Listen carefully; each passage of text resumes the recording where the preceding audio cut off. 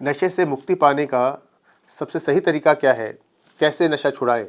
ये सब लोगों के मन में कौतूहल है कि नशा जो एक बार करना शुरू कर देता है वो जीवन भर उसे छोड़ता नहीं है। लेकिन दोस्तों, ये बात ध्यान रखना कि जो व्यक्ति चाहेगा कि उसका नशा छूटे और उसके फैमिली मेम्बर्स भी उसके साथ में हैं, तो उसका नशा 100% छूटेगा।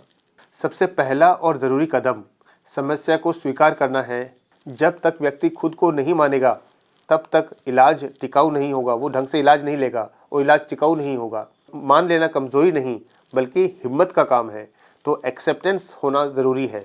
दूसरा, साइकेट्रिस्ट से कंसल्ट करना। जैसे आपको पता लगे कि आप या आपके करीबी नशे से पीड़ित हैं तो उन्हें साइकेट्रिस्ट से कंसल्ट करना चाहिए, क्योंकि नशा एक बीमारी है, इसलिए इलाज भी मेडिकल होता है। इसलिए जितना जल्दी हो सके हमें साइकेट्रिस्ट से कंसल्ट करना चाहिए। एक अच्छा साइकेट्रिस्ट नशे की बीमारी के विभिन्न प्रकार के जो कारण हैं उनका इवैल्यूएशन करता है, उसकी गंभीरता को समझते हुए उसे शॉर्ट टर्म और लॉन्ग टर्म मैनेजमेंट के हिसाब से उसका एक प्लान तैयार करता है।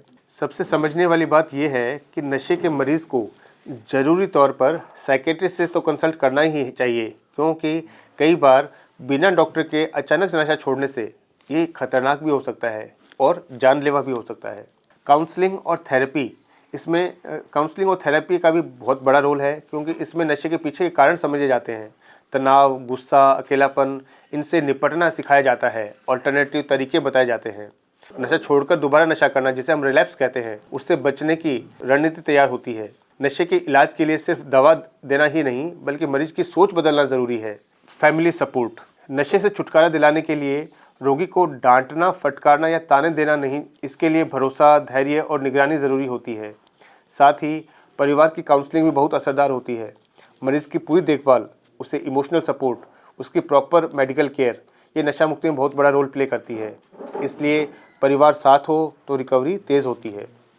रिहैबिलिटेशन सेंटर्स या नशा मुक्ति केंद्र, ये ज़रूरत पड़ने पे गंभीर लत में रिहैब सेंटर्स एक सुरक्षित विकल्प माने जाते हैं। पर हमें ये ध्यान रखना पड़ेगा कि उस व्यक्ति की इच्छा के विरुद्ध उसे भर्ती नहीं कराना चाहिए। इसके लिए उसकी अनुमति अति आवश्यक है। दूसरा, अच्छे नशा मुक्ति केंद्र जहां साइकेट्रिस्ट, साइकोलॉजिस्ट और काउंसलर की रेगुलर सेवाएं अवेलेबल हैं, उसे हमें चुनना चाहिए।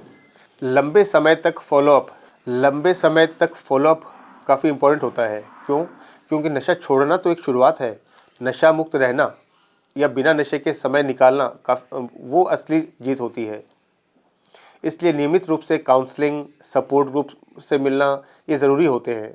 लंबे समय तक फॉलोअप से नशे से पूरी तरह से छुटकारा पाया जा सकता है।